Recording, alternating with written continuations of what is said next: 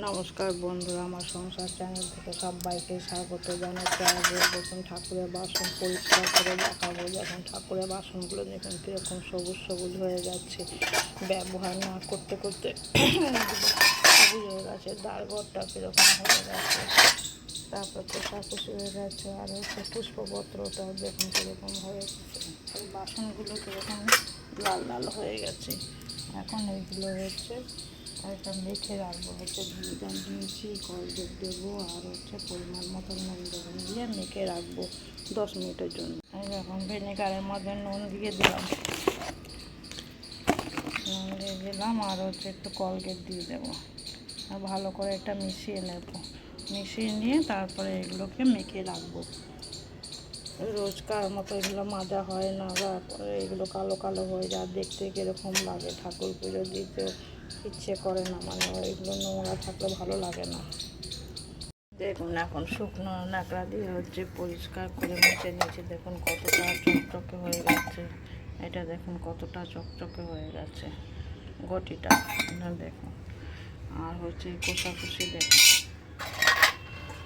এই বাসনগুলো দেখুন, ঘন্টিটাও দেখুন কতটা ঝকঝকে হয়ে গেছে, দেখুন এটা মুছে নেব। এখন কতটা একদম ঝকঝকে হয়ে গেছে। ঠাকুরের বাসন পরিষ্কার না হলে পুজোয় মন বসে না। এবার রোজকার মতো পরিষ্কার করতেও পারি না, এই সপ্তাহে একদিন পরিষ্কার করি।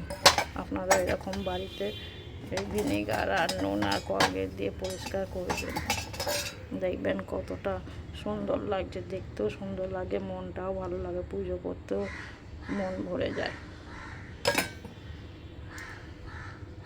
ভিডিওটা ভালো লাগলে লাইক শেয়ার কমেন্ট করবেন। সবাই ভালো থাকবেন, সুস্থ থাকবেন। এরকম নিত্য নতুন ভিডিও পেতে গেলে আমার চ্যানেলটা সাবস্ক্রাইব করবেন, আর ইউটিউব চ্যানেল থেকে দেখলে আমার পাশে থাকবেন, ফেসবুক থেকে হচ্ছে পাশে থেকে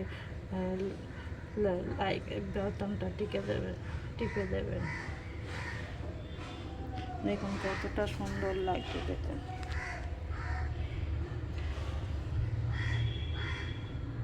পুষ্পপত্রটা দেখুন নতুনের মতো হয়ে গেছে। আমার এই পদ্ধতিতে একবার বাড়িতে ট্রাই করে দেখবেন, কতটা বাসনগুলো পরিষ্কার ঝকঝকে হয়ে যাবে, নতুনের মতো হয়ে যাবে।